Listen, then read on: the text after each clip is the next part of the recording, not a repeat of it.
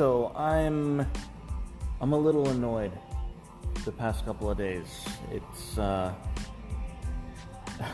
annoyed isn't the word. The word is confused and a little angry. You see, I have a friend who I've grown up with, and he shared on his Facebook newsfeed that he went to a Black Lives Matter protest, and he marched with them, and he got to share a poem with them, and all of that's fine and good. No hard feelings there. But I don't understand why. I don't understand how anyone who can sit back, watch all of this chaos unfold. I don't understand how anyone watching what is going on in our country can actually believe and take on good faith the notion that Black Lives Matter has anything at all to do with actual black lives. I have no idea how you can actually sit back and actually reflect upon what has happened. Stay carnal, everyone. From the Minneapolis Hope you enjoyed the video. Police, completely, from what I understand, defunding their force. The Portland, Oregon debacle with Chaz being an autonomous zone or a occupied protest, however way they want to slice it these days. I don't know how you can look at any of that. Oh yeah.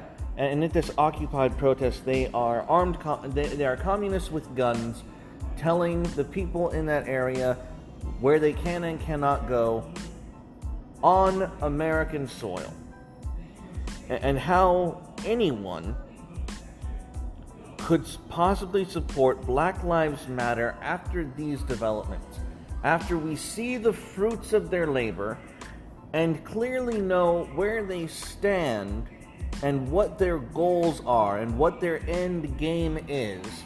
How you could possibly be stupid enough to actually take them at their word, at the claim that, oh, we just want reform, we just want to be heard, we're being oppressed.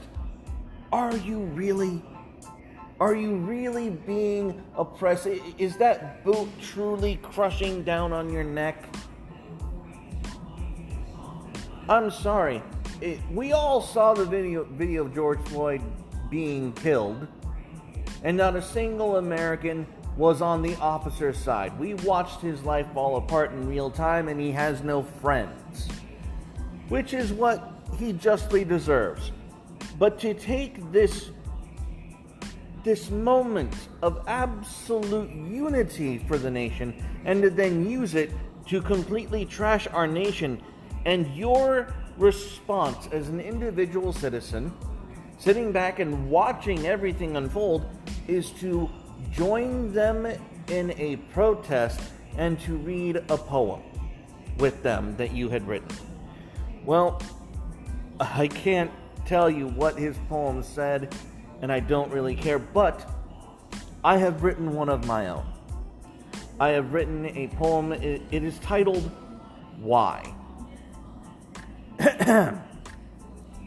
You loot our stores. You kill our protectors. You attack us and still kill your own. You tear down our statues. You try to erase our history.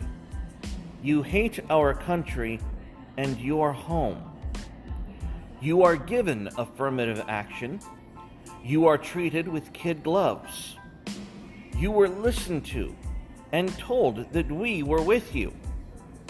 Then you burned our cities. You stole away our property. You have stolen our liberty and our peace. I am no longer asking why. The question is no longer relevant. No answer will redeem or justify these actions. You were given kindness. You repaid us with terror. And you deserve to be repaid in kind. End poem. And those are my sincere thoughts on the matter. That is truly how I feel at this point. How much privilege does it need? I mean, honestly, take a step back and realize, what other group of people could get away with this bullshit?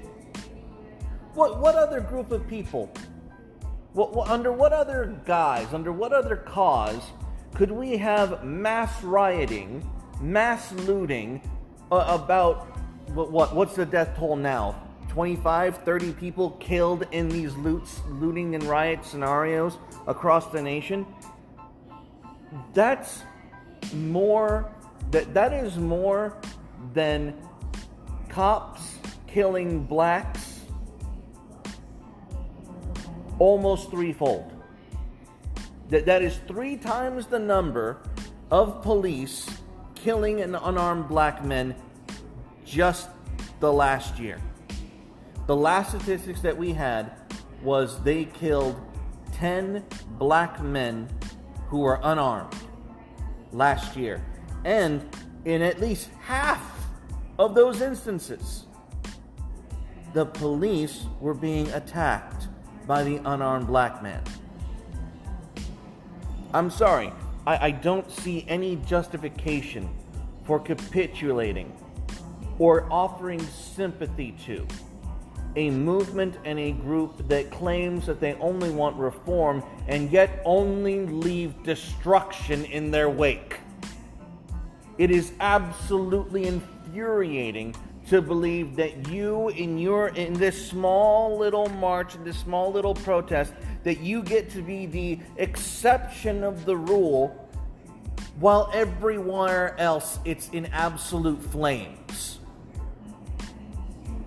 That makes... I don't understand how you could actually think that you're helping, that you're contributing something positive, that you have actually... How the hell does joining forces with the main thrust of violence in your country make you virtuous, because in this instance nothing bad happened? There's no excuse at this point. There is no justification for your culpability and your association with those who have had a major hand in the destruction of your nation. There's no excuse. That your eyes could not have been more wide open than when this march had taken place. And I'm floored that a friend that I've known my entire life, literally since my entire life I've known this individual, and he's I am beside myself with... It's mainly it's confusion. I do not understand how anyone could justify that association. I know there obviously is one, but is it really enough? Is it really taking in the entire scheme of things? Is it really being considerate and wise? Is it truly being... Is it an answer that's patriotic, or is it just something that you felt needed to be done because it felt like the right thing to do at the time? Because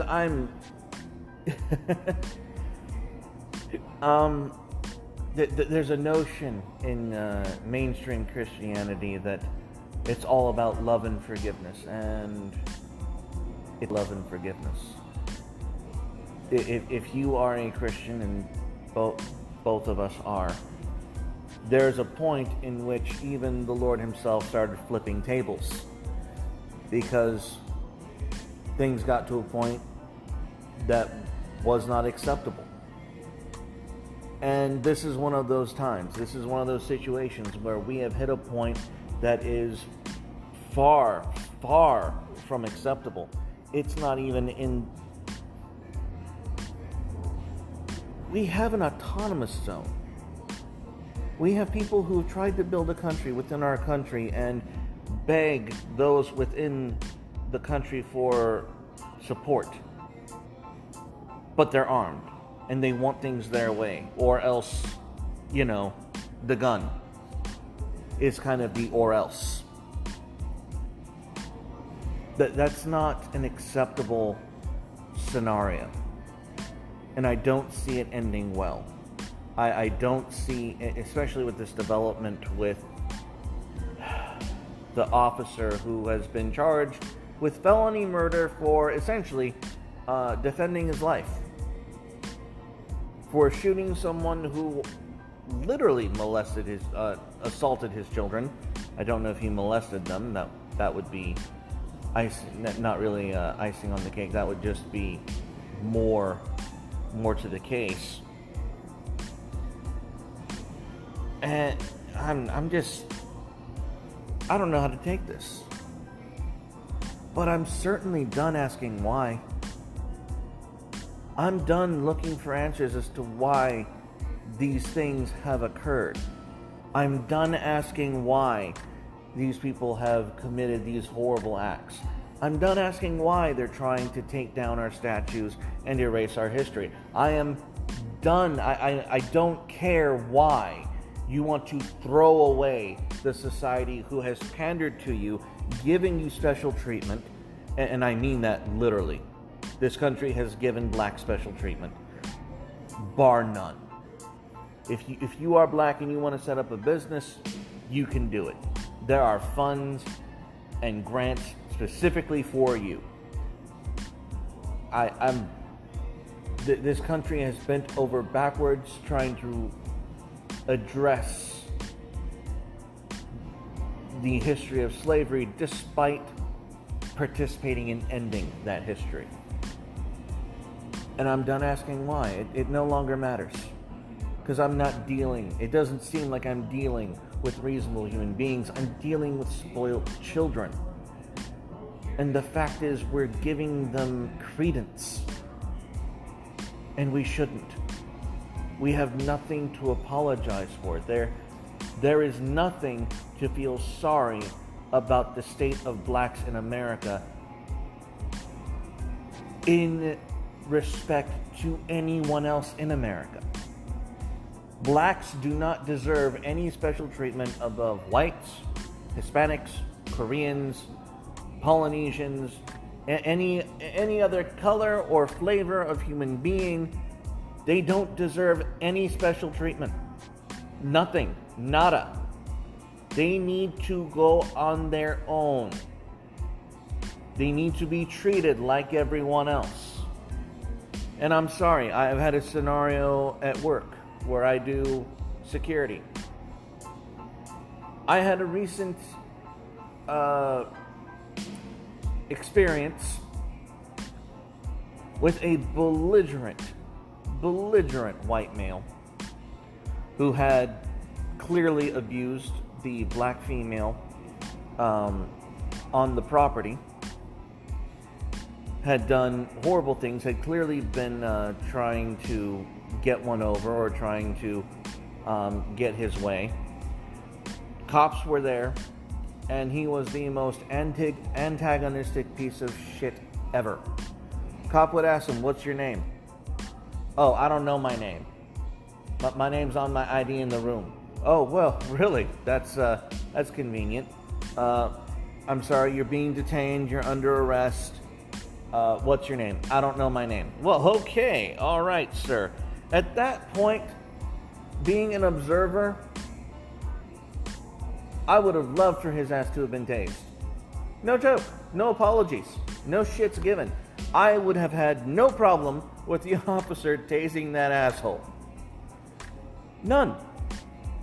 Now, if you take that stand, I would take that standard to any color, class,